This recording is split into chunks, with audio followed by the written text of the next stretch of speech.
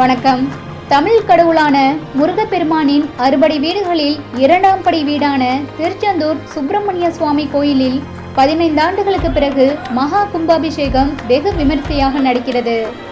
இதற்காக ராஜகோபுர அடிவாரத்தில் பிரம்மாண்டமாக அமைக்கப்பட்டுள்ள யாகசாலை மண்டபத்தில் கடந்த 1ஆம் தேதி முதல் யாகசாலை பூஜைகள் தொடங்கியது. தினமும் காலை மாலை என ஒவ்வொரு கால யாகசாலை பூஜைகள் நடைபெற்று வந்தது. கடந்த 2 நாட்களாக தங்க முலாம் பூசப்பட்ட சுவாமி மூலவர், சண்முகர், வள்ளி, தெய்வானை உள்பட விமான கோபுர கலசங்கள் விமான தளத்திற்கு கொண்டு வரப்பட்டு அதில் வரகு நிரப்பப்பட்டு மீண்டும் அந்தந்த சுவாமி விமானத்தில் பொருத்தப்பட்டது. யாகசாலையில் 64 ஓதுவார்கள் மூலம் திருப்புகழ், 12 திருமுறைகள் உள்ளிட்ட செந்தமிழ் வேதங்கள் ஒலித்தது. நந்தி, மயில் அலங்காரத்துடன் யாக குண்டம் அமைந்துள்ள பகுதிகள் தங்க நிறத்தில் வடிவமைக்கப்பட்டுள்ளது.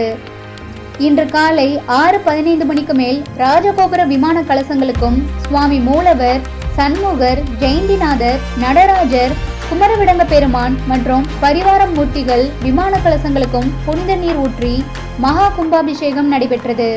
15 ஆண்டுகளுக்கு பிறகு கோயிலில் மகா கும்பாபிஷேக விழா நடைபெறுவதால் திருச்செந்தூர் விழா கோலம் பூண்டுள்ளது.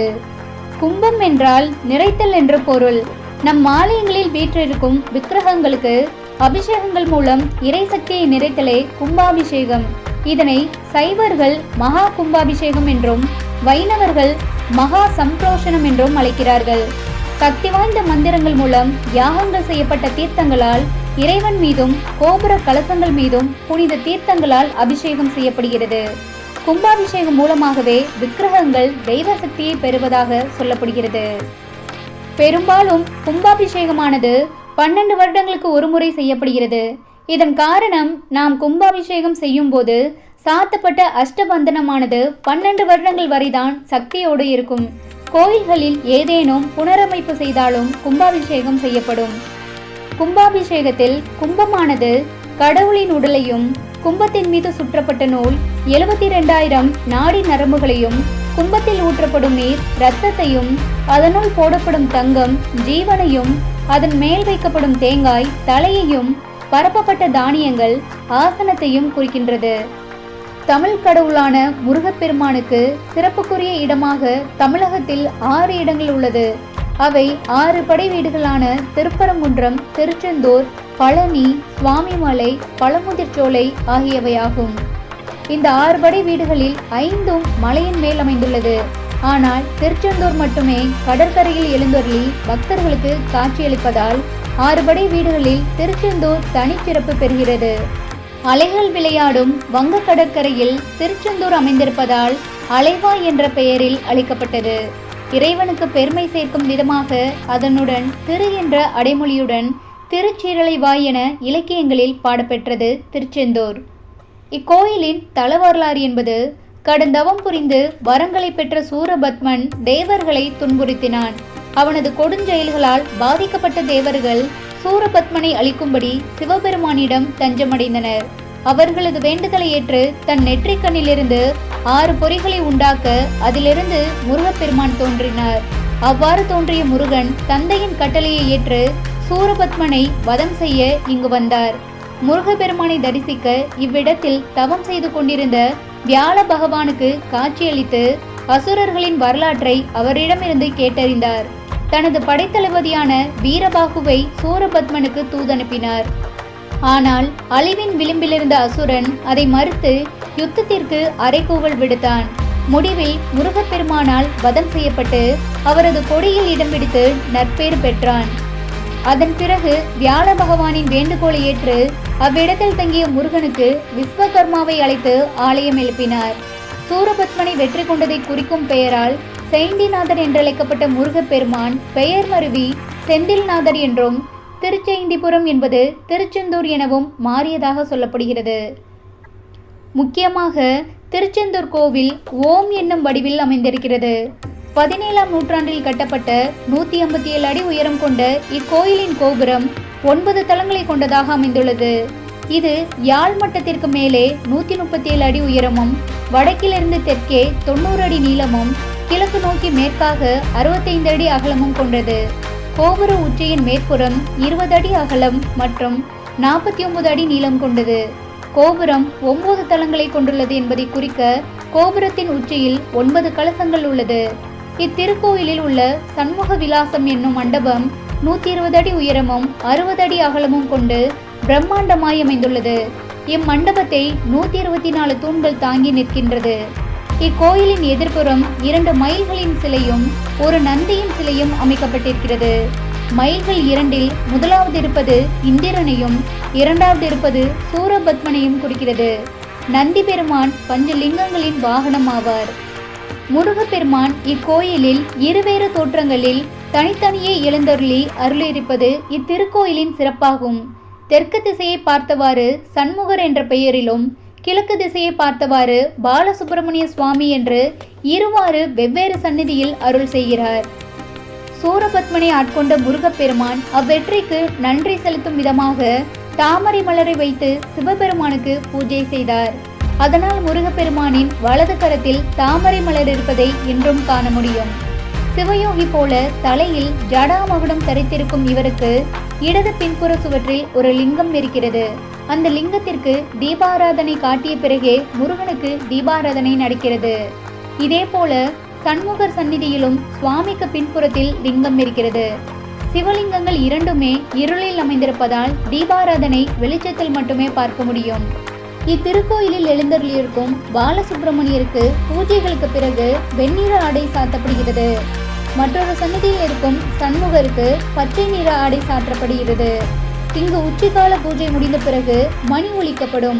100 கிலோ எடை கொண்ட அந்த மணி கோவில் கோபுரத்தின் 9வது அறையில் வைக்கப்பட்டிருக்கிறது. இத்திருக்கோயிலில் சண்முகர், ஜெயந்திநாதர், குமரவிடங்கர், ஆலவாய் பெருமான் என 4 உற்சவர்கள் உள்ளனர். உற்சவரில் குமரவிடங்கருக்கு மாப்பிள்ளை சுவாமி என்ற திருப்பெயரும் உண்டு.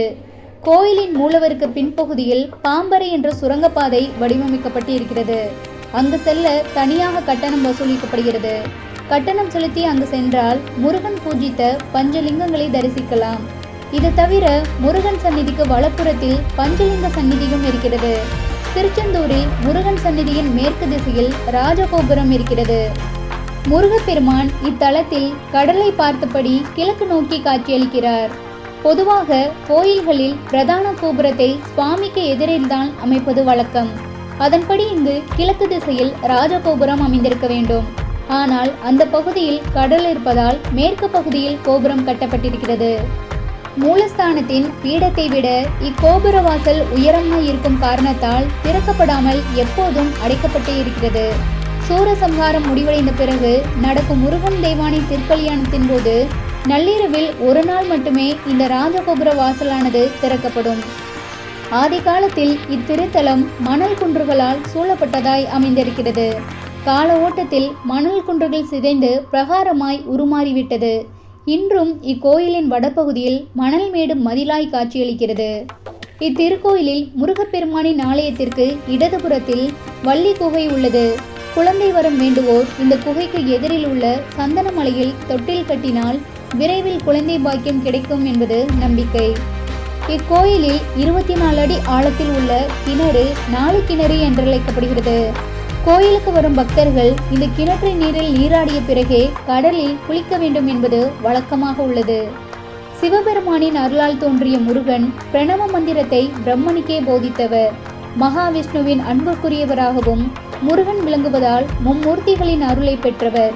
இதனை உணர்த்தும் விதமாக திருச்செந்தூரில் ஆவணி மாசி மாத திருவிழாவில் மும்மூர்த்திகளின் அம்சமாக முருகப்பெருமான் காட்சி தருகிறார். சூரசம்ஹாரத்திற்கு பிறகு மகாதேவர் சந்நிதிக்கு வரும் ஜெயந்திநாதருக்கு முன் ஒரு கண்ணாடி வைக்கப்படுகிறது. அக்கண்ணாடியில் தெரியும் பிம்பத்திற்கு அபிஷேகம் செய்கிறார் அர்ச்சகர். இந்நிகழ்வினை சாயாபிஷேகம் என்று அழைக்கின்றனர்.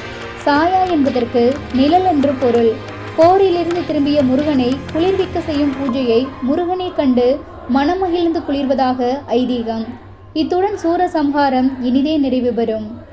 கந்தசஷ்டி விழாவின் போது பக்தர்கள் முருகன் மீது மஞ்சள் நீரூற்றி குளிர்வித்து மகிழ்கின்றனர். வியாழ பகவானின் வேண்டுகோளை ஏற்று கோயில் கொண்டதால் குரு பகவானின் அருள் பெற விரும்புவோர் குரு திசையில் இவ்விறைவனை வணங்கி பலன் பெறுகிறார்கள். ஜெயந்திநாதராய் அருள் வழங்குவதால் இங்கு முருகனை வணங்குவோருக்கு வாழ்வில் வெற்றி கிடைக்கும் என்பது ஐதீகம். என்றும் மாறாத இளமையையும் குன்றாத அழகையும் கொண்ட முருகனின் சிவந்த நிறத்தினால் செந்தில் என்றழைக்கப்படும் செந்தில்நாதர் வண்ணமயிலேறி தன்னை வணங்கும் பக்தர்களுக்கு யோகம், தேகம் மற்றும் போகத்தை வழங்குகிறார்.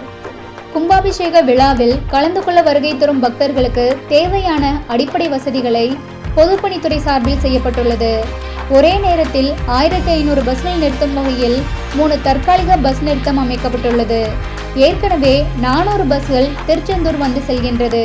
அதனுடன் சேர்த்து மொத்தம் 855 சிறப்பு பஸ்கள் இயக்கப்பட்டது. மேலும் தனியார் வாகனங்கள் நிறுத்த 18 வாகனங்கள் நிறுத்தும் இடங்கள் அமைக்கப்பட்டுள்ளது. அதில் கழிப்பிடம், குடிநீர் வசதி செய்யப்பட்டுள்ளது. 30 இடங்களில் குடிநீர் வசதி செய்யப்பட்டுள்ளது. மேலும் கூடுதலாக பல்வேறு இடங்களில் பக்தர்கள் வசதிக்காக 824 தற்காலிக கழிப்பிட வசதிகள் அமைக்கப்பட்டுள்ளது. சுகாதார பணியாளர்கள், பாதுகாப்பு பணியாளர்கள், தீயணைப்பு வீரர்கள் என அனைவரும் தயார் நிலையில் வைக்கப்பட்டுள்ளனர். சுமார் 6000 போலீசார் பாதுகாப்பு பணியில் ஈடுபட்டுள்ளனர். 100 கண்காணிப்பு கேமராக்கள் பொருத்தப்பட்டுள்ளது.